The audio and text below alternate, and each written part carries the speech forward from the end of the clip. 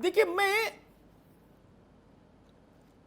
अतिवाद के स्तर तक सरकारीकरण के पक्ष में भी नहीं रहता और अतिवाद के और सनक के स्तर तक के निजीकरण के भी खिलाफ रहता हूं। इसीलिए मैंने एक विभाजक रेखा खींची थी इसी बहस में। बुनियादी चीजें जो सबको मिलनी चाहिए वो सरकार के पास रहनी चाहिए। जो कि मैं इस बात को गंगा में खड़ा होकर मुझसे सब राजनीतिक दल मिलके कहें, सपा बसपा भाजपा कांग्रेस माले को भी बुला लाओ साथ में, टीएमसी डीएमसी को भी, फिर भी मैं नहीं मानूंगा ना। चाहे जूही सिंह जी, ब्रजेंद्र जी, अश्विनी, सब लोग शपथ लो, मैं मानने को तैयार नहीं। जो 10 रुपया लगाएगा वो 20 कमाएगा, उसमें ननकू मारा जाएगा, रज्जाक मारा जाएगा, मेरी चिंता वो है। अरे आप लोग बड़े लोग हो, आपको कौन समस्या, निजीकरण हो चाहे सरकारीकरण हो, आपके टेलीफोन में करंट है ना। जो रिक्शा चला रहा है उसके टेलीफोन में करंट नहीं है भाई साहब, वो किससे लड़ेगा। इसीलिए मैंने एयरपोर्ट पर बहस नहीं की कभी। मैंने कहा चूल्हे में जाए एयरपोर्ट, चाहे जिसको दो यार, मैं तो ले नहीं सकता, तो चाहे जिसको दो फिर। लेकिन फर्रुखाबाद से मोहम्मदाबाद जाने वाली सड़क और फर्रुखाबाद से कायमगंज जाने वाली सड़क आप जिस दिन निजीकरण करोगे मैं विरोध करने आऊंगा। उस पर ननकू का रिक्शा चलेगा, कैसे चलेगा, वो वहां भी टोल खड़ा कर देंगे। अभी भारत का ननकू और रज्जाक एयरपोर्ट की ओर मुंह करके देखता भी नहीं है। ये कुछ मुट्ठी भर लोगों का चोचला है। साल भर में अश्विनी शाही जितना आदमी भारत भर में एयर ट्रेवल करता है जूही सिंह जी, उससे 4 गुना ज्यादा एक दिन में रेलवे से करता है। एक दिन में, पता है, रेल रहनी चाहिए जनता के लिए, वो सरकार की जिम्मेदारी है। आप मेदांता खोलो वेदांता खोलो, मुझे ऐतराज नहीं, लेकिन जिला अस्पताल रहना चाहिए, वहां दवा रहनी चाहिए, वहां डॉक्टर और नर्स रहनी चाहिए। बिजली का अनुभव मेरा अच्छा नहीं।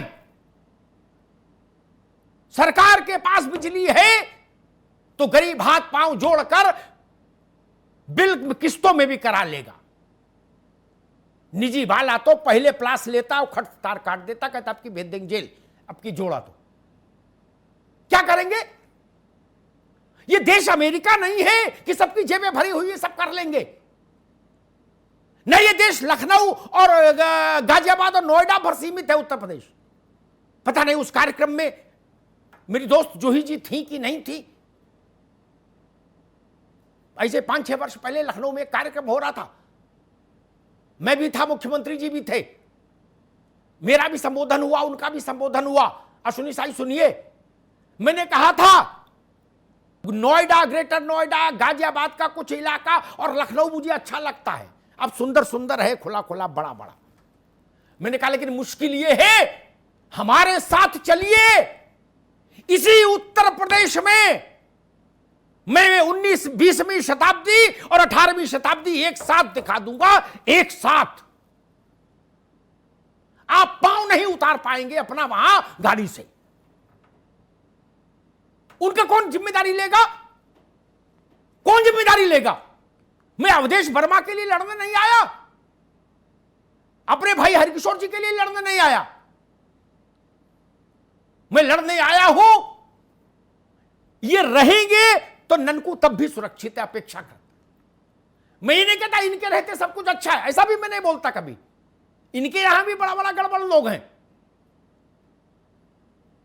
कोई कहता मीटर लगवाने का पैसा दो, कोई कहता बिल इसका पैसा दो, वो भ्रष्टाचार और सदाचार वो कहानी अलग। लेकिन फिर भी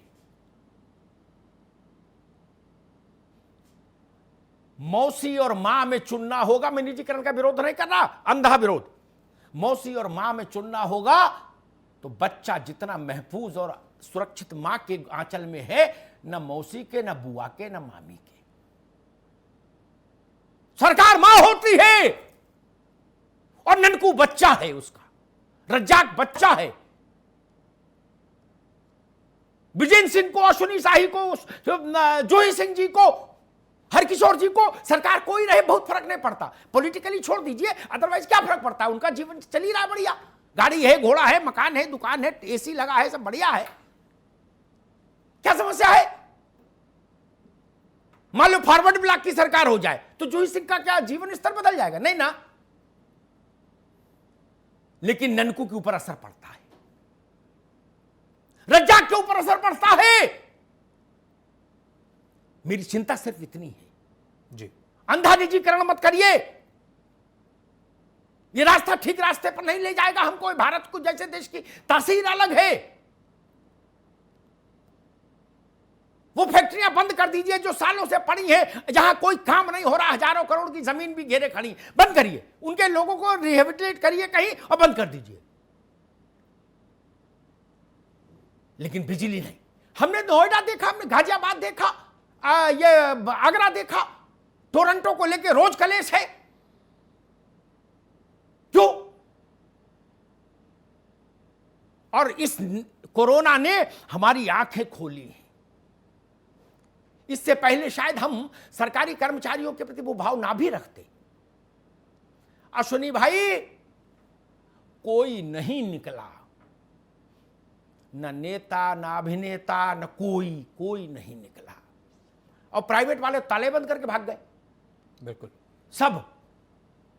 लेकिन नगर पालिका का स्वास्थ्य कर्मचारी, आपको पता है इस देश में कम से कम 1000-1500 तो स्वास्थ्य कर्मचारी दिवंगत हो गए, जो सैनिटाइजेशन का काम कर रहे थे। इस देश में करीब 700 से ज्यादा सरकारी डॉक्टर दिवंगत हो गए इसी कोरोना काल में। इस देश में 1,500-2 हजार पुलिस के अधिकारी और कर्मचारी, सिपाही से लेकर अधिकारी तक दिवंगत हो गए ड्यूटी करते हुए। राजस्व विभाग के सैकड़ों कर्मचारी दिवंगत हो गए। क्या मैं उनके लिए कृतज्ञता का भाव नहीं रखूंगा मन में? कोई कोई प्राइवेट आदमी आया, अरे ये जितने बड़े अस्पताल हैं प्राइवेट, जिन्होंने अरबों कमाया हमी से, इनको खुलवाने के लिए मुख्यमंत्री जी को 5 बार आदेश देना पड़ा, 5 बार, तब जाके ताला खोले।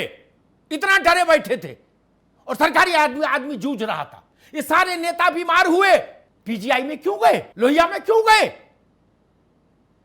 चूंकि जिनको आपने जमीनें दी थी वो तो खोले ही नहीं थे अस्पताल जब आपकी सांस रुक रही थी, बिल्कुल वो तो बंदी किए थे अश्विनी भाई। इसलिए मेरा सिर झुकता है उन लोगों के लिए, उन्होंने इस देश का कर्ज चुकाया है। मैं नहीं कहता सब कुछ सही होता है हर किसी व्यवस्था में, लेकिन इन टोटलिटी, इन कंपैरिजन अगर हम देखेंगे तुलनात्मक दृष्टि से, तो ये 5-6 चीजें ऐसी हैं जो जनसामान्य से जुड़ी हैं। कृपा करके इनमें सरकार का दखल रहने दीजिए। 5 स्टार होटल प्राइवेट सेक्टर बनाए, क्या दिक्कत है? बंदरगाह बनाए, कोई दिक्कत नहीं। जहाज, एयरपोर्ट बनाए, जहाज बनाए, मोबाइल बनाए, मुझे कोई दिक्कत नहीं। लेकिन जो चीजें ननकू और रज्जाक की जिंदगी से जुड़ी हैं, यानी जब ननकू रज्जाक में कहता हूं तो भारत की 90% आबादी से जो चीजें जुड़ी हैं, उनको सरकारी क्षेत्र में, सरकारी संरक्षण में ही रखा जाना चाहिए।